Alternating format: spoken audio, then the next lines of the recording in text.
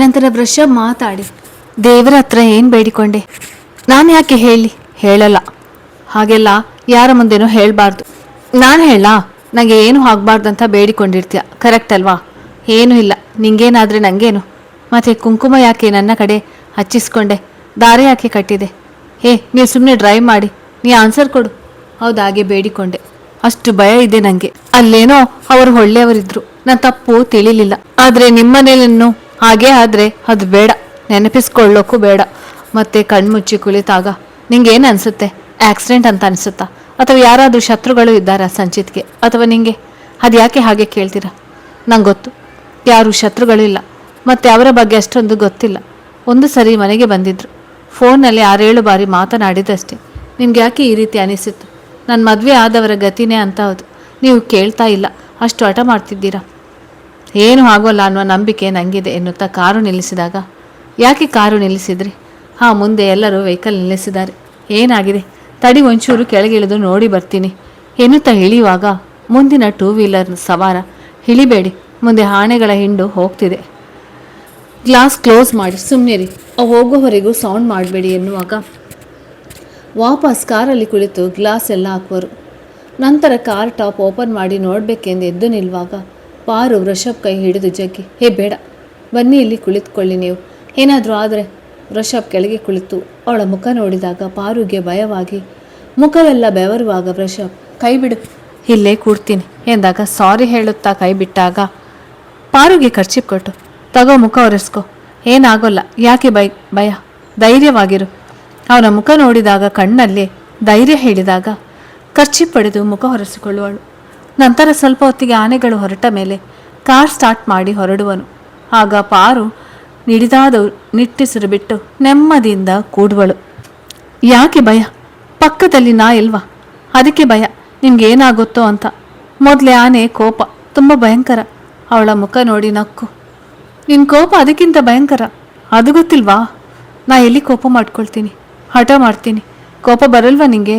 ಹಬ್ಬ, ಹೌದು, ಕೋಪದಲ್ಲಿ ನನ್ನ ಕೆನ್ನೆಗೆ ಬಾರಿಸಿದ್ಯಾ? ಮತ್ತೆ ಯಾಕೆ ನನಗೆ ತಾಳಿ ಕಟ್ಟಬೇಕಾಗಿತ್ತು? ಗೊತ್ತಾಗಲ್ವಾ ನಾನು ವಿಧವೆ ಅಂತ? ಗೊತ್ತಿದ್ದು ತಾಳಿ ಕಟ್ಟಿದ್ರಿ, ಅದಕ್ಕೆ ಹೊಡೆದೆ, ಸಾರಿ. ವಿಧವೆ ಅಂದಿದ್ದಕ್ಕೆ ಮದುವೆ ಆಗಿತ್ತು. ಒಂದು ವೇಳೆ ಅವರ ಜೊತೆ ನಾನು ಸ್ವಲ್ಪ ದಿನ ಜೀವನ ಮಾಡಿ ನಂತರ ಹೀಗೆ ಆಗಿದ್ರೆ ಆವಾಗಲೂ ಮದುವೆ ಆಗ್ತಿದ್ರಾ? ಒಂದು ಮಗು ಇದ್ದರೂ ನಿನ್ನ ಮದುವೆ ಆಗ್ತಿದ್ದೆ. ಆಶ್ಚರ್ಯದಿಂದ ವೃಷಭ ಮುಖ ನೋಡಿದಾಗ, ನಾನು ನಿನ್ನ ಸೌಂದರ್ಯ ನೋಡಿ ಪಾಪ ಅಂತ ನಿನ್ನ ಮದುವೆ ಆಗಿಲ್ಲ, ನಿನ್ನ ಒಳ್ಳೆತನ ನೋಡಿ ಮದುವೆ ಆಗಿದ್ದೀನಿ. ನನ್ನಲ್ಲಿ ಏನು ಒಳ್ಳೆತನ ಇದೆ? ಒಳ್ಳೆಯವಳಲ್ಲ ನಾನು, ದುರಾದೃಷ್ಟವಂತೆ. ಬರೀ 2 ತಿಂಗಳು ಪರಿಚಯ ಆದವರನ್ನು ಇನ್ನೂ ಈವರೆಗೂ ಪ್ರೀತಿ ಮಾಡ್ತಿದ್ಯಾ ಅಲ್ವಾ? ಅದು ಇಷ್ಟ ಆಯ್ತಾ? ನಂತರ ಪಾರು ಉಂಗುರ ನೋಡಿಕೊಳ್ಳುವಾಗ ಮತ್ತೆ ಸಂಚಿತ್ ನೆನಪಿಗೆ ಬಂದಾಗ ವೃಷಭ್ ಕಾರ್ ನಿಲ್ಲಿಸಿ, ಇಳಿ ಪಾರು. ಯಾಕೆ ಇಲ್ಲಿ? ಬನ್ನಿ, ಮನೆಗೆ ಹೋಗೋಣ, ಕತ್ತಲಾಗ್ತಾ ಬಂತು. ಮನೆಯಲ್ಲಿ ಕಾಯ್ತಿದ್ದಾರೆ, ಮಕ್ಕಳೆಲ್ಲ ಮಲಗಿವೆ. ನೀವು ಬರೀ 5 ನಿಮಿಷ ಅಷ್ಟೇ ಎಂದು ಡೋರ್ ಓಪನ್ ಮಾಡಿ ಕೈ ಹಿಡಿದು ಕರೆದುಕೊಂಡು ಹೋಗುವನು. ಅಲ್ಲೇ ಇದ್ದ ಒಂದು ಚಿಕ್ಕ ಟೀ ಸ್ಟಾಲ್ಗೆ ಹೋಗಿ 2 ಟೀ ಹೇಳಿ ಪಾರುಗೆ ಒಂದು ಕೊಟ್ಟು ತಾನು ಪಡೆದು ಕುಡಿಯುವನು. ಸುತ್ತಲೂ ನೋಡುತ್ತಾ ಪಾರು ಟಿ ವಿ ಕುಡಿಯುವಾಗ ವೃಷಭ್ ಪಾರು ಮುಂದೆ ಬಂದು, ಇನ್ನು ಅವನ ನೆನಪಿನಲ್ಲಿ ಎಷ್ಟು ದಿನ ಜೀವನ ಮಾಡ್ತೀಯ? ಮರೆತು ಮುಂದಿನ ಜೀವನ ಮಾಡು. ಎಲ್ಲ ಮರೆತು ಖುಷಿಯಾಗಿರು, ಎಲ್ಲ ಒಳ್ಳೆಯದೇ ಆಗುತ್ತೆ. ನಾವು ಯಾವ ರೀತಿ ವಿಚಾರ ಮಾಡ್ತೇವೋ ಅದೇ ರೀತಿ ಜೀವನ. ನಮ್ಮ ವಿಚಾರ ಒಳ್ಳೆಯದಿದ್ದರೆ ಒಳ್ಳೆಯದೇ ಆಗುತ್ತೆ. ನೀವು ಹೇಳಿದಷ್ಟು ಸುಲಭ ಅಲ್ಲ ಮರೆಯೋದು, ತುಂಬ ಕಷ್ಟ. ನಾನು ಕಾಲೇಜ್ನಲ್ಲಿ ಯಾರನ್ನು ಇಷ್ಟಪಟ್ಟಿದ್ದಿಲ್ಲ. ತುಂಬ ಚೆನ್ನಾಗಿರುವುದಕ್ಕೆ ಭಾಳ ಹುಡುಗರು ಇಷ್ಟಪಡ್ತಿದ್ರು. ಆದರೆ ನನ್ನ ಫ್ರೆಂಡ್ ರಘು ಅವ್ರಿಗೆಲ್ಲ ವಾರ್ನ್ ಮಾಡಿ ನನ್ನ ಹತ್ತಿರ ಬರೋಕ್ಕೆ ಬಿಡ್ತಿರ್ಲಿಲ್ಲ. ಆಮೇಲೆ ರಘುನೇ ಮನೆಗೆ ಬಂದು ನಮ್ಮ ತಂದೆ ತಾಯಿಗೆ ಬೇಗ ಮದುವೆ ಮಾಡಿ ಅಂತ ಹೇಳಿದ್ದಕ್ಕೆ ನನಗೆ ಡಿಗ್ರಿ ಲಾಸ್ಟ್ ಸೆಮ್ ಇದ್ದಾಗಲೇ ಸಂಚಿತ್ನ ತೋರಿಸಿದ್ರು. ಅವರು ಇಷ್ಟಪಟ್ಟು ಮದುವೆ ಫಿಕ್ಸ್ ಮಾಡಿದರು. ಆದರೆ ನನ್ನ ಫ್ರೆಂಡ್ ಎಲ್ಲ ಅವರ ಹುಡುಗನ ಬಗ್ಗೆ ಕನಸು ಕಾಣೋ ಬಗ್ಗೆ ಹೇಳಿದಾಗ ನನಗೂ ಅದೇ ರೀತಿ ಫೀಲ್ ಆಗಿ ಇವರನ್ನು ತುಂಬ ಹಚ್ಚಿಕೊಂಡೆ. ಆದರೆ ಎಂದು ಕಣ್ಣೀರು ಬರುವಾಗ ಅವಳ ಕಣ್ಣೀರನ್ನು ಒರೆಸಿ ಅವಳನ್ನು ತನ್ನ ಎದೆಗೆ ಅನಿಸಿಕೊಂಡು, ಯಾಕೆ ಅಳೋದು, ನಾನು ಇದೀನಲ್ಲ ಈಗ, ಭಯ ಯಾಕೆ? ಅವನ ಮಾತಿಗೆ ದೂರ ಸರಿದು ಬನ್ನಿ ಹೋಗೋಣ ಎಂದು ಕಾರಿನಲ್ಲಿ ಕೂಡುವಳು. ನಂತರ ಅಲ್ಲಿಂದ ಮನೆಗೆ ಬಂದು ಬಂಟಿಯನ್ನು ಎತ್ತಿಕೊಂಡು ಒಳಗೆ ಬಂದಾಗ ಎದುರುಗಡೆ ಗೀತಾ ಭೇಟಿಯಾಗಿ, ಸಾರಿ ಅತ್ತಿಗೆ, ನಾನು ಕಾಲೇಜ್ ವತಿಯಿಂದ ಇಂಡಸ್ಟ್ರಿಯಲ್ ವಿಸಿಟ್ ಹೋಗಿದ್ದೆ. ಅವಳ ಮುಖ ನೋಡಿ ಸಣ್ಣದಾಗಿ ನಕ್ಕು ಬಂಟಿ ಕರೆದುಕೊಂಡು ಸೀತಾ ರೂಮ್ಗೆ ಒಯ್ದು ಮಲಗಿಸುವಳು. ನಂತರ ವೃಷಭ್ ರವಿ ಸಚಿನ್ ಕೈ ಹಿಡಿದು ಕರೆದುಕೊಂಡು ಸೀತಾ ರೂಮ್ಗೆ ಬಂದಾಗ ಆ ಹುಡುಗರು ಸುಸ್ತಾಗಿ ಮಲಗುವರು. ಲಕ್ಷ್ಮಿ ಅವರು ಮತ್ತೆ ಮಕ್ಕಳ ಊಟ.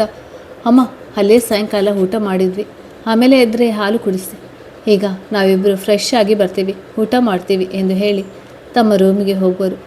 ವೃಷಭ್ ಬಾತ್ರೂಮ್ಗೆ ಹೋಗಿ ಫ್ರೆಶ್ ಆಗಿ ಇನ್ನೇನು ಪಾರು ಹೋಗಬೇಕು.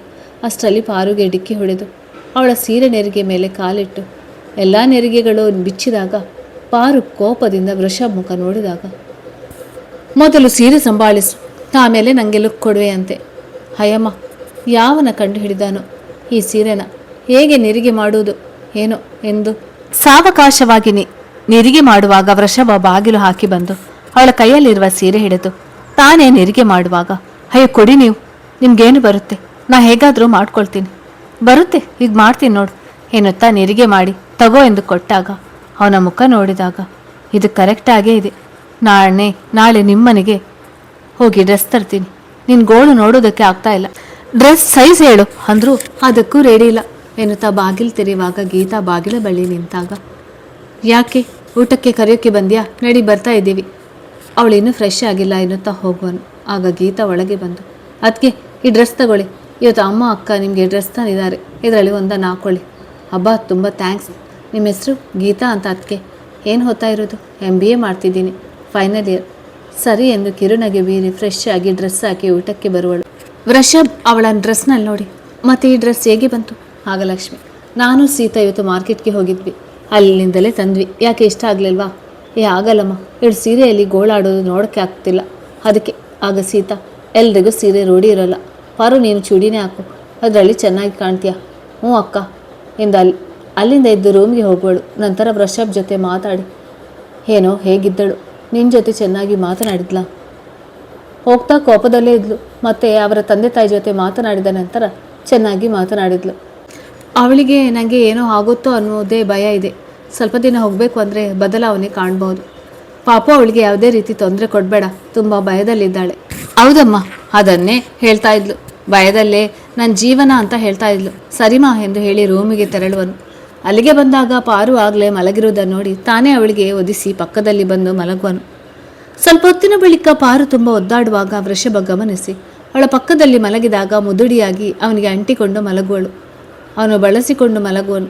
ಆನಂತರ ಪಾರು ನೆಮ್ಮದಿಯಾಗಿ ಮಲಗಿದಾಗ ವೃಷಭ ಅವಳ ನೆತ್ತಿ ಚುಂಬಿಸಿ, ಯಾಕೆ ಭಯಪಡ್ತೀಯಾ, ಎಷ್ಟೊಂದು ನೋವು ತುಂಬಿಕೊಂಡಿದ್ಯಾ, ಯಾರಿಗೂ ಏನೂ ಆಗೋಲ್ಲ, ನೀನು ನನಗೋಸ್ಕರ ಹುಟ್ಟಿದ್ಯಾ, ನನ್ನ ಹೃದಯದಲ್ಲಿ ಜಾಗ ಪಡೆದಿದ್ಯಾ ಕಣೆ, I love you, my one and only wife ಕಣೆ ನೀನು, ನಾನೇ ನಿನ್ನ ಜಗತ್ತು ಆಗ್ತೀನಿ, ನನಗೆ ನೀನೇ ಜಗತ್ತು ಕಣೆ ಎಂದು ಹೇಳುತ್ತಾ ಅವನು ಸುಸ್ತಿನಿಂದ ಮಲಗುವನು. ಬೆಳಿಗ್ಗೆ ವೃಷಭಗೆ ಎಚ್ಚರವಾದಾಗ ಪಾರು ತನ್ನ ಎದೆ ಮೇಲೆ ಮಲಗಿದ್ದು ಕಂಡು ಸ್ಮೈಲ್ ಮಾಡಿ, ನನಗೆ ಮುಟ್ಬೇಡ ಅನ್ನುತ್ತಾ ನನ್ನ ಎದೆ ಮೇಲೆ ಮಲಗಿದಾಳೆ, ಹೀಗೆ ಮಲಗಿ ಚಿಂತೆ ಬಿಟ್ಟು ಎಷ್ಟು ಖುಷಿ ಆಗ್ತಾ ಇದೆ ಗೊತ್ತಾ, ಇದನ್ನು ಒಂದು ಸೆಲ್ಫಿ ತಗೊಳ್ಳೋಣ ಎಂದು ತನ್ನ ಮೊಬೈಲ್ನಲ್ಲಿ ಒಂದು ಸೆಲ್ಫಿ ಪಡೆದು ಅವಳನ್ನು ಪಕ್ಕದಲ್ಲೇ ಮಲಗಿಸಿ ಅವಳ ಹಣೆಗೆ ಮುತ್ತಿಟ್ಟು ಫ್ರೆಶ್ ಆಗಿ ಟಿಫಿನ್ ಮಾಡಲು ತೆರಳುವನು. ನಂತರ ಪಾರುಗೆ ಎಚ್ಚರವಾಗಿ ಯಾಕೋ ತಂದೆ ನೆನಪಾಗಿ ಫ್ರೆಶ್ ಆಗಿ ಫೋನ್ ಮಾಡೋಣ ಎಂದು ಬೇಗ ಫ್ರೆಶ್ ಆಗಿ ಇವನ ಕಡೆ ಫೋನ್ ಇಸಿದು ಪಾಪಾಗೆ ಫೋನ್ ಹಚ್ಚಬೇಕು ಎಂದು ತನ್ನಲ್ಲೇ ಮಾತನಾಡಿ ನಂತರ ಟಿಫಿನ್ ಮಾಡಲು ಹೋಗುವಾಗ ಅಲ್ಲಿ ವೆಂಕಟೇಶ್ ಅವರನ್ನು ಕಂಡು ಅವರ ಕಾಲಿಗೆ ನಮಸ್ಕರಿಸಿ, ಅಂಕಲ್ ನಾನು ನಿಮಗೆ ಮಸಾಜ್ ಮಾಡ್ತೀನಿ, ಅಂದರೆ ಈ ಕೈಕಾಲು ಸುಧಾರಿಸ್ಬೋದು, ಮಾಡಲಾ? ಅದಕ್ಕೇನಮ್ಮ, ನನಗೂ ಇದು ಆರಾಮವಾದರೆ ಅಷ್ಟೇ ಸಾಕು. ಸರಿ ಅಂಕಲ್, ಇವತ್ತೇ ಮಾಡ್ತೀನಿ. ಆಯಿತು ಮಾಡುವೆ ಅಂತೆ, ಈಗ ಟಿಫಿನ್ ಮಾಡು, ನಂತರ ಮಸಾಜ್ ಮಾಡು. ಸರಿ ಅಂಕಲ್ ಎಂದು ಟಿಫಿನ್ ಮಾಡಿ ನಂತರ ಕಮಲಾ ಅವಳನ್ನು ಭೇಟಿಯಾಗಿ ಸಾಸಿವೆ ಎಣ್ಣೆ ಪಡೆದು ವೆಂಕಟೇಶ್ ಅವರ ಕೈಕಾಲಿಗೆ ಮಸಾಜ್ ಮಾಡುವಳು. ವೆಂಕಟೇಶ್ ಅವರು, ಇದು ಹೇಗೆ ಗೊತ್ತು ನಿಮಗೆ? ನಮ್ಮ ಮನೇಲಿ ನಮ್ಮ ತಾತ ಮತ್ತು ಪಪ್ಪನಿಂದ ಕಲಿತಿದ್ದು, ಅವರು ಮಾಡೋದನ್ನು ನೋಡಿ ನಾನು ಚಿಕ್ಕ ಪುಟ್ಟ ಮಕ್ಕಳಿಗೆ ಮಾಡ್ತಾ ಕಲಿತಿದ್ದೀನಿ, ಏನಾಗೋಲ್ಲ, ನಿಮ್ಮ ಕೈಕಾಲು ಕೂಡ ಗುಣ ಆಗುತ್ತೆ, ನನಗೆ ನಂಬಿಕೆ ಇದೆ. ಸರಿ ನೀ ಹೇಳ್ದಂಗೆ ಆಗಲಿ ಎನ್ನುತ್ತಾ ಅವರಲ್ಲಿ ತನ್ನ ತಂದೆ ಪ್ರೀತಿ ಕಂಡಾಗ ತಂದೆಗೆ ಫೋನ್ ಹಚ್ಚಬೇಕೆಂದು ನೆನಪಾಗಿ, ಅಂಕಲ್ ಇವತ್ತಿಗೆ ಇಷ್ಟು ಸಾಕು, ಮತ್ತು ಸಾಯಂಕಾಲ ಮಾಡ್ತೀನಿ, ಅಂದರೆ ಸಮಾಧಾನ ಸಿಗುತ್ತೆ. ನೀವು ಮಸಾಜ್ ಮಾಡಿದ ಮೇಲೆ ಸ್ನಾನ ಮಾಡಿ, ಅಂದರೆ ಬಿಸಿ ನೀರಿಗೆ ಇನ್ನೂ ಬೇಗ ಸುಧಾರಿಸ್ಬೋದು. ಹಾಗೆ ಮಾಡ್ತೀನಿ ಎನ್ನುವ ಹೊತ್ತಿಗೆ ಅಲ್ಲಿಗೆ ವೃಷಭ್ ಬಂದು, ನೀ ಎಲ್ಲಿದ್ಯಾ, ತಗೋ ನಿಮ್ಮ ತಂದೆ ಫೋನ್ ಮಾಡಿದ್ದಾರೆ, ಮಾತಾಡು ಎಂದು ಫೋನ್ ಕೊಡುವಾಗ, ಒಂದು ನಿಮಿಷ, ಕೈಯಲ್ಲೇ ಎಣ್ಣೆ ಆಗಿದೆ, ಕೈ ತೊಳೆದು ಬರ್ತೀನಿ ಎಂದು ಬಾತ್ರೂಮ್ಗೆ ಹೋಗಿ ಕೈ ತೊಳೆದು ಅರ್ಜೆಂಟ್ನಲ್ಲಿ ಬರುವಾಗ ಜಾರಿ ಬೀಳುವಾಗ ವೃಷಭ ಅವಳ ಸೊಂಟ ಹಿಡಿದು ಬೀಳದಂತೆ ತಡೆದು, ಏನು ಅಷ್ಟು ಅರ್ಜೆಂಟ್, ಸಮಾಧಾನದಿಂದ ಇರು, ಬಿದ್ದರೆ ನಿಮಗೆ ನೋವು ಅಲ್ವಾ? ಅವಳಿಗೆ ಅವರ ಪಪ್ಪನ ಜೊತೆ ಮಾತನಾಡಬೇಕು ಅಂತ.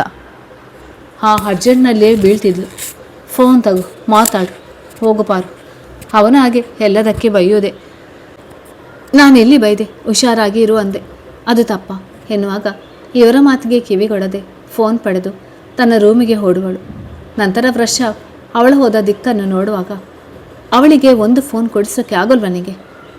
ಅಪ್ಪ ಕೇಳಿದೆ, ಎಲ್ಲದಕ್ಕೂ ಬೇಡ ಒಂದೇ ಆನ್ಸರ್, ಏನು ಬೇಕು ಅಂತಾನೇ ಇಲ್ವಾ? ಕೇಳುವುದಲ್ಲ, ಅವಳ ಹತ್ರ ಏನಿಲ್ಲ ಅದನ್ನು ತಂದು ಕೊಡೋದು. ಆವಾಗ ತಾನೇ ಇಸ್ಕೊಳ್ತಾಳೆ. ನಿಮ್ಮ ಅಮ್ಮ ತಂದ ಬಟ್ಟೆ ಹಾಕಿಕೊಂಡ್ಲಲ್ವಾ? ಹ್ಞೂ ಹಾಕಿದಾಳೆ. ಮತ್ತೆ ಇದು ಅದೇ ರೀತಿ, ಅವಳಿಗೆ ಇಷ್ಟ ಆಗಬೇಕಲ್ವಾ? ಇದೇ ಬೇಕು ಅಂತ ಕೇಳುವವಳಲ್ಲ. ಮಧ್ಯಮ ವರ್ಗದ ಜೀವನ ಮತ್ತು ಸ್ವಾಭಿಮಾನ ಹೆಚ್ಚು, ಅದಕ್ಕೆ ಎಲ್ಲದಕ್ಕೂ ಬೇಡನೇ ಅನ್ನೋದು. ವೃಷಭ್ ಅಲ್ಲಿಂದ ರೂಮಿಗೆ ಬಂದಾಗ ಪಾರ್ ಅವರ ತಂದೆ ಜೊತೆ ಮಾತಾಡಿ, ತಗೊಳ್ಳಿ ನಿಮ್ಮ ಫೋನ್ ಎಂದು ಅಲ್ಲಿಂದ ಹೊರಗಡೆ ಹೋಗುವಾಗ, ಎಲ್ಲಿಗೆ ಹೋಗೋದು? ಅಯ್ಯೋ, ನಮ್ಮ ತಂದೆ ಬರ್ತಿದ್ದಾರೆ, ನಾನು ಹೋಗಬೇಕು. ಅವಳ ಕೈ ಹಿಡಿದು, ಇಲ್ಲೇ ಬರ್ತಾರೆ, ಇಲ್ಲೇ ಇರು, ಯಾಕೆ ಹೊಡೋದು? ನೀವು ಕೈ ಬಿಡಿ, ನಾನು ಅಲ್ಲೇ ನಿಂತು ಕಾಯ್ತೀನಿ, ಬಿಡಿ ಬೇಗ. ಆಗಲೇ ಮನೆ ಬಿಟ್ಟಿದ್ದಾರೆ, ಇನ್ನೇನು ಬರ್ತಾರೆ. ಅಲ್ಲಿಂದ ಬರುವುದಕ್ಕೆ ಇನ್ನೂ ಅರ್ಧ ತಾಸಾದರೂ ಬೇಕು. ಅಲ್ಲಿವರೆಗೂ ಇಲ್ಲೇ ಕೂಡು, ಯಾಕೆ ಇಷ್ಟೊಂದು ಟೆನ್ಷನ್? ಅಮ್ಮ ಪ್ಲೀಸ್ ಕೈ ಬಿಡಿ, ನೋಯ್ತಾ ಇದೆ. ಅವಳನ್ನು ಹತ್ತಿರ ಕೆಳೆದುಕೊಂಡು ಅವಳ ಕಣ್ಣನ್ನೇ ನೋಡುತ್ತಾ, ಎಷ್ಟು ಚೆನ್ನಾಗಿ ಕಾಣ್ತಿದ್ದೆ ಈ ಡ್ರೆಸ್ಸಲ್ಲಿ ಎನ್ನುತ್ತಾ ಅವಳ ಮುಖವನ್ನು ಬೊಗಸೆಯಲ್ಲಿ ಹಿಡಿದು ಮೇಲೆ ಎತ್ತಿದಾಗ ಅವಳು ಕಣ್ಣು ಮುಚ್ಚಿ ಹೆದರುವಾಗ, ಯಾಕೆ ಭಯ? ನಾನೇನಾದರೂ ಮಾಡ್ತೀನ? ಪಾರು ತುಂಬ ಚೆನ್ನಾಗಿದೆಯಾ, ಐ ಲವ್ ಯು ಕಣೆ, ನೀನು ತುಂಬ ಅಂದರೆ ತುಂಬ ಪ್ರೀತಿ ಮಾಡ್ತೀನಿ ಎಂದು ಹೇಳಿ ಅವಳ ಆನೆಗೆ ಚುಂಬಿಸುವನು. ನಂತರ ಅವಳನ್ನು ತಬ್ಬಿಕೊಂಡು, ನನಗೆ ಏನೂ ಆಗೋಲ್ಲ, ನಿನ್ನಿಂದ ಯಾರಿಗೂ ಸಾವು ಬರೋಲ್ಲ, ಖುಷಿಯಾಗಿರು, ನಿನ್ನ ಸಂತೋಷನೇ ಎಲ್ಲರೂ ಬಯಸುವುದು ಎನ್ನುವಾಗ ಪಾರು ದುಃಖಿಸುವುದು ಅರಿವಿಗೆ ಬಂದು ಅವಳ ಮುಖ ನೋಡಿದಾಗ, ಯಾಕೆ ಹೇಳುವುದು? ನೀವು ನಾನು ತುಂಬ ಹಚ್ಕೊಳ್ಬೇಡಿ, ನಿಮಗೆ ಒಳ್ಳೆಯದಲ್ಲ, ನಿಂಗೂ ನನಗೂ ಯಾರಿಗೂ ಏನೂ ಆಗೋಲ್ಲ ಎಂದು ಹೆಗಲ ಮೇಲೆ ಕೈ ಹಾಕಿ, ಈಗ ಬಾ ಇಲ್ಲಿ ಕೂತ್ಕೋ. ಅಯ್ಯೋ ಪ್ಲೀಸ್ ಬಿಡಿ, ನಮ್ಮ ತಂದೆ ಬರ್ತಿದ್ದಾರೆ, ನಾ ಅಲ್ಲಿ ಗೇಟ್ ಹತ್ರ ಕಾಯ್ತೀನಿ. ಅವ್ರಿಗೆ ಗೊತ್ತು ನಾನು ಅಲ್ಲಿ ನಿಲ್ಲೋದು, ಮತ್ತು ಫಸ್ಟ್ ಟೈಮ್ ನಮ್ಮ ತಂದೆ ಬರೋದು. ನಿಮ್ಮ ಸೆಕ್ಯೂರಿಟಿ ಒಳಗಡೆ ಬಿಡದೆ ಅವಮಾನ ಮಾಡಿದರೆ, ನಾನು ಆಗಲೇ ಸೆಕ್ಯೂರಿಟಿಗೆ ಹೇಳಿದ್ದೀನಿ, ಅವ್ರು ಒಳಗೆ ಬಿಡ್ತಾರೆ. ಇವರೇ ನಮ್ಮ ತಂದೆ ಅಂತ ಹೇಗೆ ಗೊತ್ತು? ಫೋಟೋ ತೋರಿಸಿದ್ದೀನಿ. ಸೂಪರ್, ತಲೆ ತುಂಬ ದೂರ ಆಲೋಚನೆ ಇದೆ ನಿಮಗೆ. ಆದರೆ ಯಾವಾಗಲೂ ಡ್ರೈವರ್ ಕೆಲಸ ಒಂದೇ ಮಾಡೋದಾ? ಆ ಡ್ರೈವರ್ ಕೆಲಸನ? ಲೇ, ನಾನು ಇಂಜಿನಿಯರ್, ಮತ್ತು ಆಫೀಸ್ಗೆ ಹೋಗಲ್ವಾ? ಯಾವಾಗಲೂ ಡ್ರೈವರ್ ಆಗಿಯೇ ನೋಡಿದ್ದೀನಿ ನಾನು. ಮತ್ತು ನಿನ್ನೆ ಬಂಡಿ ಡ್ರೈವರ್ ಅಂದ್ಲು, ಅದಕ್ಕೆ ನೀವು ಡ್ರೈವರ್. ಅದೇ ಕರೆಕ್ಟ್ ಇದೆ, ಓಕೆ ಡ್ರೈವರ್ ಎಂದು ಹೆಬ್ಬೆಟ್ಟು ತೋರಿಸಿ ನಗುವಳು. ಒಂದು ಕ್ಷಣ ಅವಳ ನಗು ನೋಡಿ ತನ್ನ ಕಣ್ಣಲ್ಲೇ ಅದನ್ನು ಸೆರೆ ಹಿಡಿದು, ಲೇ, ನಿನ್ನ ನನಗೆ ಡ್ರೈವರ್ ಅಂತೀಯ, ಮಾಡ್ತೀನಿ ತಡಿ ನಿನ್ನ ಎಂದು ಬೆನ್ನಟ್ಟುವಾಗ ವೃಷಭ್ನಿಂದ ತಪ್ಪಿಸಿಕೊಳ್ಳಬೇಕೆಂದು ಓಡುವಳು. ಹಿಂದೇನೆ ಸಾಗಿ ಅವಳನ್ನು ಹಿಂಬದಿಯಿಂದ ಹಿಡಿದು, ಹೀಗೆ ಹೇಗೆ ತಪ್ಪಿಸ್ಕೊಳ್ತೀಯಾ? ಅವಳು ಎದುರಿಸಿರು ಬಿಡುತ್ತಾ, ಈಗ ಬಿಡಿ ನನ್ನ ಪ್ಲೀಸ್ ರೀ, ಅಲ್ಲಿ ನಮ್ಮ ತಂದೆ ಬರ್ತಿದ್ದಾರೆ, ಪ್ಲೀಸ್ ಬಿಡಿ. ಬಿಡಲ್ಲ ಕಣೆ, ನನಗೆ ಡ್ರೈವರ್ ಅಂತೀಯಾ? ಇನ್ನೊಮ್ಮೆ ಈ ರೀತಿ ಅನ್ಬಾರ್ದು, ಇಲ್ಲ ಹಾಗೇ ಕರಿತೀನಿ. ಡ್ರೈವರ್ ನೀವು, ಡ್ರೈವರ್ ಡ್ರೈವರ್ ಡ್ರೈವರ್ ಇನ್ನು 100 ಸಲ ಕರಿತೀನಿ. ಹಾಗೆ ಅನ್ನೋಲ್ಲ ಅನ್ನು, ಇಲ್ಲಾಂದರೆ ಪನಿಷ್ಮೆಂಟ್ ಕೊಡ್ತೀನಿ. ಹಾಗೇ ಕರೆಯೋದು. ನಾನು ಯಾವಾಗಿದ್ದರೂ ನಿಮ್ಮನ್ನು ಡ್ರೈವರ್ ವೇಷದಲ್ಲೇ ನೋಡಿದ್ದೀನಿ, ಅದಕ್ಕೆ ನೀವು ಡ್ರೈವರ್. ಅನ್ನೋಲ್ಲ ಅನ್ನು, ಇಲ್ಲಾಂದರೆ ಪಕ್ಕ ಪನಿಷ್ಮೆಂಟ್ ಕೊಡೋದೆ. ಇಲ್ಲ ಹಾಗೆ ಅಂತೀನಿ. ಎಂಥ ಪನಿಷ್ಮೆಂಟ್ ಕೊಡ್ತೀರಾ? ಕೊಡೋಲ್ಲ. ಕೊಡಲ್ವಾ? ನೀವು ನನಗೆ ಗೊತ್ತು, ಅದು ಹೇಗೆ ಹೇಳ್ತೀಯಾ?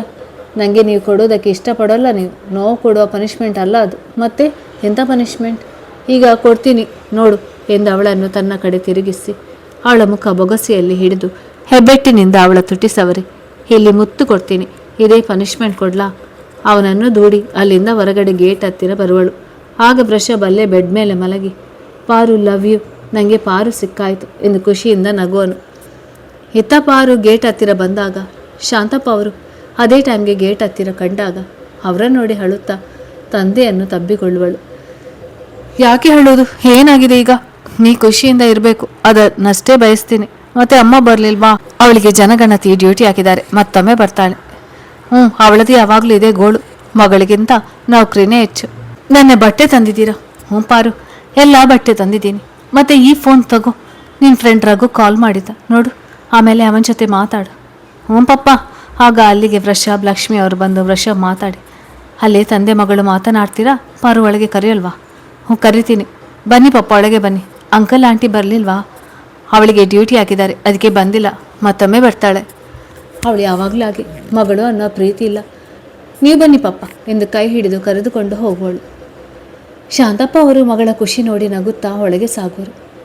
ಎಲ್ಲರನ್ನು ಮಾತನಾಡಿಸಿ ಟಿಫಿನ್ ಮಾಡಿ ವೃಷಭ ಮನೆಯನ್ನು ತೋರಿಸುವನು. ಹಿಂದೇನೆ ಪಾರು ನೋಡುವಾಗ ಒಂದು ಮಿನಿ ಥಿಯೇಟರ್ ಇದ್ದು ಅದನ್ನು ನೋಡಿ ಅವಳ ಮುಖದಲ್ಲಿ ಖುಷಿ ಕಾಣುವುದು. ಆಗ ಶಾಂತಪ್ಪ ಅವರು ಅವಳಿಗೆ ಟಿ ವಿ ಹಚ್ಚು, ತುಂಬ ಇಷ್ಟಪಟ್ಟು ಟಿ ವಿ ನೋಡ್ತಾಳೆ. ನಾವಿಬ್ಬರು ಕೆಲಸಕ್ಕೆ ಹೋದ ನಂತರ ಅದೇ ಅವಳ ಸಂಗಾತಿ. ಈಗ ವೃಷಭ್ ಆದಾನೆ, ಅವನೇ ಟಾಕೀಸ್ಗೆ ಕರೆದುಕೊಂಡು ಹೋಗ್ತಾನೆ ಅಲ್ವಾ ವೃಷಭ್? ಅಂಕಲ್, ಅವಳು ಏನು ಕೇಳಿದ್ರು ಬೇಡಾನೆ ಅಂತಾಳೆ. ಆಗ ವೆಂಕಟೇಶ್ ಅವರು, ನಾ ಬೆಳಿಗ್ಗೆ ಏನು ಕೇಳಿದ್ದೆ? ಪಪ್ಪ ನೆನಪಿದ್ದೆ, ಹಾಗೆ ಮಾಡ್ತೀನಿ. ಈಗ ಬನ್ನಿ ನಮ್ಮ ರೂಮ್ ಒಂದನ್ನು ನೋಡ್ವಿರಂತೆ ಎಂದು ಅಲ್ಲಿಗೆ ಕರೆದೊಯ್ದು ಅಲ್ಲೇ ಬೆಡ್ ಮೇಲೆ ತಂದೆ ಕುಳಿತಾಗ ಅವರ ತೊಡೆ ಮೇಲೆ ಮಲಗಿ ಮಾತನಾಡುವಳು. ವರ್ಷ ಹೊರಗಡೆ ಬರುವನು. ಹಿಂದಿನ ದಿನ ದೇವಸ್ಥಾನಕ್ಕೆ ಹೋಗಿದ್ದು ಅಲ್ಲಿ ಅರ್ಚಕರು ಹೇಳಿದಾಗೆ ಮಾಡಿದ್ದು ಹೇಳುವಳು. ಇವರು ಸಂಚಿತ್ತರ ಇರುವುದಕ್ಕೆ ಕಾರಣ ಕೇಳಿದಾಗ ತಂದೆ ಲಕ್ಷ್ಮಿ ಅವರು ಹೇಳಿದ ಮಾತನ್ನು ಹೇಳಿ ಧೈರ್ಯದಿಂದ ಇರುವಂತೆ ಹೇಳುವರು. ತಂದೆ ಮಾತಿನಿಂದ ಸ್ವಲ್ಪ ಧೈರ್ಯ ಬಂದರು. ಮನದ ಮೂಲೆಯಲ್ಲಿ ಸ್ವಲ್ಪ ಭಯ ಆವರಿಸಿ ತಂದೆ ಮುಂದೆ ಅದನ್ನು ತೋರಿಸಿಕೊಡದೆ ಹೊಂದಿಕೊಂಡು ಹೋಗುವುದಾಗಿ ಭರವಸೆ ಕೊಡುವಳು. ನಂತರ ಸ್ವಲ್ಪ ಹೊತ್ತಿಗೆ ಅಲ್ಲಿಗೆ ವೃಷಭ್ ಬಂದು, ಬನ್ನಿ ಅಂಕಲ್, ಊಟ ಮಾಡುವಿರಂತೆ. ಅಮ್ಮ ಅಡುಗೆ ಮಾಡಿಸಿದಾಳೆ, ಎಲ್ಲರೂ ಸೇರಿ ಊಟ ಮಾಡೋಣ. ಪಾರು, ಸಾಕು ಮಾತು, ನಿಮ್ಮ ಪಪ್ಪ ಊಟ ಮಾಡೋದು ಬೇಡವಾ? ಊಟ ಮಾಡಬೇಕು, ಬನ್ನಿ ಪಪ್ಪ ಊಟ ಮಾಡೋಣ ಎಂದು ಕೈ ಹಿಡಿದು ಕರೆದುಕೊಂಡು ಹೋಗುವ. ನಂತರ ಎಲ್ಲರೂ ಸೇರಿ ಊಟ ಮಾಡಿ ಸ್ವಲ್ಪ ಹೊತ್ತಿಗೆ ಶಾಂತಪ್ಪ ಅವರು ಮನೆಗೆ ಹೋಗುವಾಗ ಪಾರು ಮತ್ತೆ ಅಳುವಾಗ, ಯಾಕೆ ಅಳುವುದು? ನೀ ಏನು ಬೇರೆ ಊರಲ್ಲಿದ್ಯಾ? ನೆನಪಾದಾಗ ಬಂದು ಹೋಗುವೆ ಅಂತೆ. ಆ ಚಿಂತೆ ಎಲ್ಲ ನನಗಿರೋದು. ಮೊದಲು ಒಳ್ಳೆ ವಿಚಾರ ಮಾಡು, ಯಾಕೆ ನೆಗೆಟಿವ್ ಯೋಚನೆ? ಏನು ಆಗೋಲ್ಲ, ಈಗ ಅಳಬೇಡ, ನಾನು ಹೋಗಿ ಬರಲ್ಲ. ನೀನು ನಿನ್ನ ಗಂಡನನ್ನು ಕರೆದುಕೊಂಡು ಬಾ ಮನೆಗೆ. ನಾ ಬರೋಲ್ಲ, ನನಗೆ ಬೈದು ಕಳಿಸಿದಾಳೆ ನಿನ್ನ ಹೆಂಡತಿ, ಅದಕ್ಕೆ ನಾನು ಬರೋಲ್ಲ. ಅವಳೇ ನನಗೆ ಬಾ ಅಂದರೆ ಬರೋ ವಿಚಾರ ಮಾಡ್ಬೋದು. ಆಗ ವೃಷಭ ನಗುವಾಗ ಪಾರು ಕೋಪದಿಂದ ನೋಡಿದಾಗ ಸಾರಿ ಎಂದು ಬಾಯಿ ಮೇಲೆ ಕೈ ಇಟ್ಟು ನಗುವನ್ನು ಕಂಟ್ರೋಲ್ ಮಾಡಿಕೊಂಡು ಅಂಕಲ್ ಮತ್ತೊಮ್ಮೆ ಬರುವಾಗ ಆಂಟಿ ಕರೆದುಕೊಂಡು ಬನ್ನಿ. ಸರಿ, ನೀವು ಪಾರುನ ಕರೆದುಕೊಂಡು ಬಾರಪ್ಪ ಎಂದು ಹೇಳಿ ಮಗಳಿಗೆ ಸ್ವಲ್ಪ ಬುದ್ಧಿ ಹೇಳಿ ಖುಷಿಯಿಂದ ಅಲ್ಲಿಂದ ಹೊರಡುವರು. ನಂತರ ಖುಷಿಯಿಂದ ರೂಮಿಗೆ ಬಂದು ಫೋನ್ ಹಿಡಿದು ರಘುಗೆ ಫೋನ್ ಹಚ್ಚಬೇಕೆಂದು ನೋಡಿದಾಗ ಅದರಲ್ಲಿ ಚಾರ್ಜ್ ಇಲ್ಲದೆ ಅದನ್ನು ಚಾರ್ಜಿಗಿಟ್ಟು ಬಾಲ್ಕನಿಗೆ ಹೋಗಿ ನಿಲ್ಲುವಳು. ಅಲ್ಲಿಗೆ ವೃಷಭ ಬಂದು ಹಿಂದಿನಿಂದ ತಬ್ಬಿಕೊಂಡು, ತುಂಬ ಸಂತೋಷನ? ಸ್ವಲ್ಪ ಗಾಬರಿಯಾಗಿ ವೃಷಭ ಕೈ ತೆಗೆಯುವಾಗ ಕೊಸರಾಡುವಾಗ, ಅದು ಸಾಧ್ಯವಿಲ್ಲ ಬಿಡು. ಯಾಕೆ ಕೊಸರಾಡ್ತೀಯ? ಸುಮ್ಮನೆ ನಿಲ್ಲು, ಇಲ್ಲ ಅಂದರೆ ಇಲ್ಲಿಂದ ಹೊತ್ಕೊಂಡು ಹೋಗ್ತೀನಿ, ಮತ್ತೆ ಪನಿಷ್ಮೆಂಟ್ ಕೊಡ್ತೀನಿ ನೋಡು. ಕೊಡ್ಲಾ? ಬೇಡ, ಈಗ ಬಿಡಿ. ನಾನು ನನ್ನ ಫ್ರೆಂಡ್ಗೆ ಫೋನ್ ಮಾಡಬೇಕು, ಸ್ವಲ್ಪ ಅರ್ಜೆಂಟ್ ಇದೆ. ಯಾವ ಫ್ರೆಂಡ್? ಏನು ಮಾತು? ಅದು ರಘು ಅಂತ ಫ್ರೆಂಡ್. ಅವನ ಮದುವೆ ವಿಷಯ ಕೇಳಬೇಕಾಗಿತ್ತು. ಅವನೊಂದು ಹುಡುಗಿನ ಲವ್ ಮಾಡ್ತಿದ್ದ. ಅದೇ ಹುಡುಗಿನ ಮದುವೆ ಆದೇನೋ ಇಲ್ವೋ ಕೇಳಬೇಕು. ಕೇಳು ಅಂತೆ, ಬಾ ನೀನು ಎತ್ತಿಕೊಂಡು ಬರುವಾಗ. ಇಳಿಸಿ ಕೆಳಗೆ. ಬರೀ ನನ್ನ ಎತ್ತುವುದೇ ಕೆಲಸನ? ಯಾವಾಗ ವರ್ಕ್ ಮಾಡ್ತೀರಾ? ಆಫೀಸ್ಗೆ ಯಾವಾಗ ಹೋಗ್ತೀರಾ? ಮನೆ ಹೇಗೆ ನಡೆಸ್ತೀರಾ? ನಾನು ಮನೆಯಲ್ಲಿ ವರ್ಕ್ ಮಾಡೋದು. ಅಲ್ಲಿ ಒಂದು ರೂಮ್ ಇದೆ, ಅದೇ ಆಫೀಸ್. ಫೋನ್ನಲ್ಲಿ ಕಸ್ಟಮರ್ ಜೊತೆ ಮಾತಾಡಿ ಮನೆಯಲ್ಲಿ ವರ್ಕ್ ಮಾಡಿ ಆಮೇಲೆ ಹೋಗಿ ಸಾಫ್ಟ್ವೇರ್ ಹಾಕಿ ಬರ್ತೀನಿ. ಯಾವಾಗಾದರೂ ವರ್ಕ್ ಮಾಡ್ತೀನಿ. ಮನೆ ಬಗ್ಗೆ ಯಾಕೆ ಚಿಂತೆ? ನಾ ಎಲ್ಲ ನಡೆಸ್ತೀನಿ. ನಿಂಗೇನು ಬೇಕು ಕೇಳು, ಕೊಡಿಸ್ತೀನಿ. ಹೀಗೇನು ಬೇಕು? ಏನು ಬೇಡ, ನಿಮಗೇನು ಆಗದೇ ಇದ್ದರೆ ಅಷ್ಟೇ ಸಾಕು ಎಂದು ಅವನ ಮೈ ಮೇಲೆ ಇದ್ದಲ್ಲಿಂದ ಕೈ ಮುಗಿಯುವಳು. ಆಗ ವೃಷಭ ನಗುತ್ತಾ, ಅಷ್ಟೊಂದು ಭಯ ಭಕ್ತಿನ? ಮತ್ತೆ ದೇವರು ಕೇಳಿದೆಲ್ಲ ಕೊಡ್ತಾನೆ, ಅದಕ್ಕೆ ಅವನನ್ನೇ ಕೇಳೋದು. ನಿಮಗೆ ಬುದ್ಧಿ ಬೇಡವಾ? ಜಗತ್ನಲ್ಲಿ ನಾನೊಬ್ಬಳೆ ಸುಂದರಿನ? ನಾನೇನು ಮಿಸ್ ವರ್ಲ್ಡ್ ಅನ್ನುವಾಗೆ, ಮತ್ತೆ ಕಳೆದ್ರೆ ಸಿಗುವುದೇ ಇಲ್ಲ ಅನ್ನುವಾಗೆ. ಆಗ ಅಲ್ಲೇ ತಾಳಿ ಕಟ್ಟಿ ಮದುವೆ ಆಗಿದ್ರಲ್ಲ, ಯಾರಾದರೂ ಬೇರೆಯವರನ್ನು ಮದುವೆ ಆಗೋದು ಬಿಟ್ಟು ಸೆಕೆಂಡ್ ಹ್ಯಾಂಡ್ ಆಗಿರುವ ನನ್ನ ಮದುವೆ ಆಗಿದ್ದೀರಾ? ನಿಂಗೆ ನೀನೇ ಬೈಕೋತೀಯಲ್ಲ, ಮತ್ತೇನು ಮಾಡೋದು? ಭಯ ಕಣ್ರಿ. ಬಯಕೆ ನೆಮ್ಮದಿಯಿಂದ ನಿದ್ದೆ ಮಾಡಬೇಕು, ಆಗ್ತಾ ಇಲ್ವಾ? ಈಗ ಇಳಿಸಿ ಕೆಳಗೆ. ಇಳಿಸ್ತೀನಿ. ನನ್ನ ಗಟ್ಟಿಯಾಗಿ ತಬ್ಬಿಕೊಂಡು ಮಲಗು, ಭಯ ಇರೋಲ್ಲ. ಆಸೆ ನೋಡಿ ಇವರಿಗೆ, ಅದು ಸಾಧ್ಯನೇ ಇಲ್ಲ. ನಾನು ನಿಮ್ಮ ಹತ್ರ ಬರೋಲ್ಲ. ಬೇಡ, ನಾನೇ ನಿನ್ನ ಹತ್ರ ಬರ್ತೀನಿ, ಸರಿನಾ? ಅದೇನು ಬೇಡ, ನನ್ನಿಂದ ಸ್ವಲ್ಪ ದೂರದಲ್ಲೇ ಇರಿ ನೀವು. ನಿಮಗೆ ಗೊತ್ತಾಗೋಲ್ಲ ಆಮೇಲೆ ಎಲ್ಲಿದ್ದು. ಆಯಿತು, ಈಗ ಸ್ವಲ್ಪ ರೆಸ್ಟ್ ತಗೋ, ನಂದು ಸ್ವಲ್ಪ ವರ್ಕ್ ಇದೆ ಎಂದು ಅವಳನ್ನು ಬೆಡ್ ಮೇಲೆ ಮಲಗಿಸಿ ಅವಳ ತಲೆ ಸವರಿ, ನನಗೇನು ಆಗೋಲ್ಲ, ನೀ ಚಿಂತೆ ಬಿಟ್ಟು ಸ್ವಲ್ಪ ರೆಸ್ಟ್ ಮಾಡು ಎಂದು ಆನೆ ಚುಂಬಿಸಿ ತನ್ನ ಕೆಲಸಕ್ಕೆ ತೆರಳುವನು. ಪಾರುಗೆ ಮನಸ್ಸು ಇವನ ಪ್ರೀತಿಯನ್ನು ಅನುಭವಿಸುವಾಗ ಮತ್ತೆ ಭಯವಾಗಿ, ಬೇಡ ಬೇಡ, ನಾನು ಇವರನ್ನು ಹಚ್ಕೊಳ್ಬಾರ್ದು ಎಂದು ಮೊಬೈಲ್ ತೆಗೆದು ರಘು ಜೊತೆ ಫೋನ್ನಲ್ಲಿ ಮಾತಾಡಿ ಮದುವೆ ಆಗಿರುವ ವಿಷಯ ತಿಳಿದು ಖುಷಿ ಪಡುವಳು. ರಘುನ ಸಹ ವೃಷಭ್ ಜೊತೆ ಖುಷಿಯಾಗಿರು ಎಂದು ಹೇಳುವನು. ನಂತರ ಒಬ್ಬಳೇ ರಘು ಮದುವೆ ಆಗಿದ್ದಕ್ಕೆ ಖುಷಿ ಪಡುವಾಗ ಅಲ್ಲಿಗೆ ವೃಷಭ್ ಬಂದು, ಏನು ಒಬ್ಬಳೇ ನಗೋದು? ಕನಸು ಕಾಣ್ತಿದ್ಯಾ? ಅಲ್ಲ, ನನ್ನ ಫ್ರೆಂಡ್ ಮದುವೆ ಆಗಿದ್ದಾನಂತೆ. ಅವನ ಪ್ರೀತಿ ಅವನಿಗೆ ಸಿಕ್ಕಿತ್ತಲ್ಲ, ಅದಕ್ಕೆ ಖುಷಿ. ಹೌದಾ? ಯಾರನ್ನು ಪ್ರೀತಿ ಮಾಡಿದ್ರು? ಅದು ಅಜಯ್ ಅತ್ತೆ ಇದ್ದಾರಲ್ಲ, ಅವರ ಮಗಳು. ಹೌದಾ? ಅವ್ರ ಒಪ್ಪಿಗೆ ಕೊಟ್ರಾ? ಗಟ್ವಾನಿ ಅತ್ತೆ ಅವ್ರ ಒಪ್ಪಿಗೆ ಇಲ್ಲ, ಹುಡುಗಿ ತಂದೆ ಒಪ್ಪಿಗೆ ಪಡೆದು ಮದುವೆ ಆಗಿದ್ದಾರೆ, ಅದೇ ಖುಷಿ. ಮನೆಯಲ್ಲಿ ಯಾರಾದರೂ ಒಪ್ಪಿಗೆ ಇದ್ರೆ ಅದೇ ಸಂತೋಷ. ಮತ್ತೆ ರಘು ಮನೆಯಲ್ಲಿ ಇವನಿಗೆ ಬೇಗ ತಾಯಿ ತೀರಿಕೊಂಡ್ರು. ತಂದೆ ಸತ್ತು ಈಗ 1 ವರ್ಷ ಆಯಿತು. ಡೆಲ್ಲಿಯಲ್ಲಿ ವರ್ಕ್ ಸಿಕ್ಕಿದೆ, ತುಂಬ ಒಳ್ಳೆಯವನು. ಅವನ ಮದುವೆ ಫೋಟೋ ತೋರಿಸು, ನಿನ್ನ ಮೊಬೈಲ್ಗೆ ಕಳಿಸಿದ್ನಾ? ನಂದು keypad mobile, touch screen mobile ಇಲ್ಲ.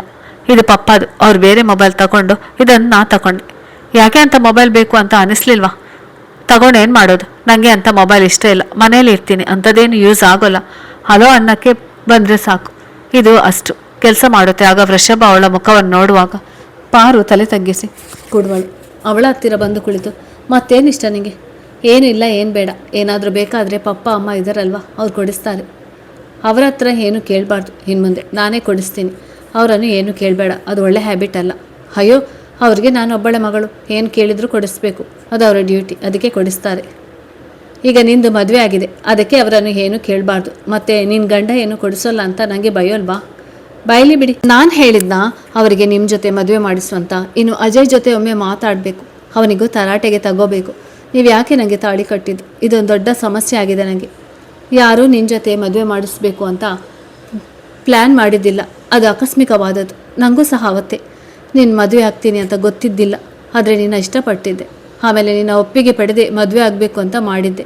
ಆದರೆ ಯಾರೋ ಜೋಯಿಸರ ಮಾತನ್ನು ಕೇಳಿ ಅಮ್ಮನಿಗೆ ತಾಳಿ ಕಟ್ಟಿಸಿದ್ದು.